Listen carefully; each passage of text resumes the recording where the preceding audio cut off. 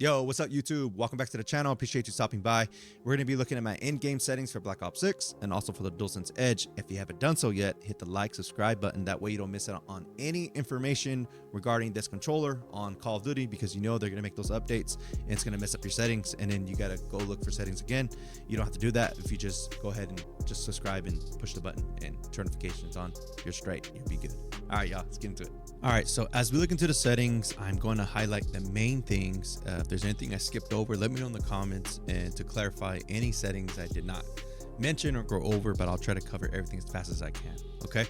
All right, so on controller, I am running 5.4, and I know this is pretty low, but I'll give a reason why I'm running such low sense. If you want to run a little bit higher, you can change it up. But 5.4 feels pretty well for me right now at the moment. Control vibration off, and then trigger effect off, and then dead zones. I'm running 3.3 for my specific controller within dead zones. If you have some stick drift, you might have to raise this up a little bit higher. If you're going pretty high, then you're gonna have to get a new controller or take out your modules on your DualSense Edge and try to get some new ones. Side note, it is pretty hard to get your hands on those right now, so if you can find them for retail, great. If not, you're going to be paying double the price on eBay and stuff like that. So just a heads up on the DualSense Edge situation for the modules hasn't gotten better. All right, so left stick max, I'm at 75. This is where it feels pretty comfortable for me. I feel like I activate my sprint a little sooner, and I can strafe a little bit better. So 75 and 100, 0. Okay, aiming wise, we're gonna look at this ADS sensitivity multiplier. I'm at 0.95. I am running a DualSense Edge with a purple precision ring and an extended grip on the right stick. I do not run anything on the left stick. As you go down, advanced settings, recurve type, I am running linear at the moment at 1.00. It feels good, and I like the way it feels, and that's why I'm running 5.4 on my horizontal and vertical. Sensitivity, because linear is more of a straight line. It's not so much a straight line. It's not really accurate according to the old Modern Warfare 3. Maybe this game it changed, I'm not sure, but linear feels okay right now. Doesn't mean dynamic is not good. Dynamic is actually really good if you want a little bit more stronger aim assist. The only thing though is that dynamic, you're not gonna be able to run lower sense. You're gonna have to go up. So if you're you probably have to go like 7.6 or 7.5, or if you want to stack them, you can go 7.7. But I like going one under just because it helps with your movement and your dive and all that. When you're trying to aim, stay on target, you're not really moving up and down, and try to keep it even a little bit slower. For me, it works. If it doesn't work for you, then put them the same. But for dynamic, go 7.7 or 6.6. I wouldn't recommend going anything lower than that for dynamic. Okay, so but for now I am running linear. I'm just so used to it. I have a custom zoom 0.95, 0.95, 0.95. Okay. Anything else here? Everything else is pretty much the same. This doesn't matter because you don't have it on anyway. Movement, tactical sprint assist. You're gonna want that on. Copy this down. Make sure that's on. All this is pretty much the same. I'm running hybrid now. I got used to it, so I am switched to hybrid. I recommend using hybrid. Okay. Auto door peak, I have that off. Auto airborne mantle on. Sprint restore on. Side maintain sprint on. It's pretty much the same, guys. You want to look through that, go ahead. All right, combat, aim down, sight behavior, hold. All this is pretty much the same stuff. I didn't really change anything here. So there you go. Want to copy that down. Overlay, directional, totally up to you how you want to switch this all up. I kept all this the same. I didn't touch anything there. All right, graphics, 120 hertz. If you can do it on PS5 and Xbox, I'd recommend turning this on. This will make your game look a little bit more smoother and just feel way better when you're playing. Gamma brightness, I recommend leaving this at 50. Just because it's right in the middle, and adjust your monitor if you want a little bit more brightness. Adjust your monitor, do not adjust the game. You're gonna lose color and it's gonna look ugly. So do not adjust the game brightness, adjust your monitor, okay? Eco mode preset, have it off. Quality, motion blur, all these are gonna be off. Fidelity cast, have it on. Depending on how sharp you want your picture to look, put it all the way up if you want. That's fine. I have mine at 85. I feel like it feels good right there. Optimize on here. View. So field of view, I'm at 115. I'm currently thinking about going a little bit lower. Thinking about going like maybe 105. But I'm currently at 115. 120, it's a little zoomed out, but 115 is a little bit better. But there's certain instances where targets look far away, and I want them to look a little bit closer, so I might change that up. If anything, I would recommend go down a little bit to 105. All right, so ADS field of view, affected, wide, 90, and then everything else here. Turn this on so you don't hurt your eyes. Okay, inverted flashbangs is just gonna make your screen look dark instead of bright. All right, audio. Audio is bad in this game. It's been bad for Modern Warfare 3. This game, it just hasn't gotten any better. But this is what I'm using. I'm using the EQ within my headphones on my PC to try to balance the audio out. I am still messing with that EQ because I haven't gotten it precisely to how I want it to sound. Footsteps still feel really, really low, and I hear a lot of other audio instead of the footsteps. It doesn't stick out. I'm hearing other audio stick out more than the footsteps. So I got to figure this out, but it's going to take some time. Once I figure it out, I will share with you. But for now, this is what I'm using. Treyarch, that's the audio mix I am using. I notice headphones is a little bit more bassier.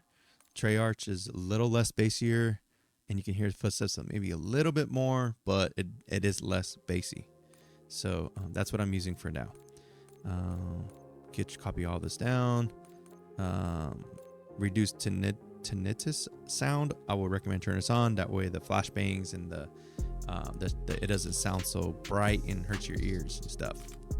Voice chat, all of this, whatever you feel comfortable with. Interface. This is also important to use. Server latency, packet loss, and connection meter. Turn this on. That way you can see if you're lagging or if you feel like your game's stuttering or it's not feeling right, you can see your connection to that server. Readability.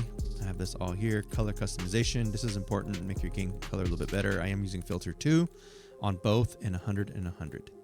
And you can change these colors up to what you want, but I just kept it as you can see. All right, gameplay HUD, safe area. I shrink it down all the way. HUD presets, you can switch all this up how you want to do it. Let me know which one you like. Maybe I'll try something out and try something different. That's what I'm using.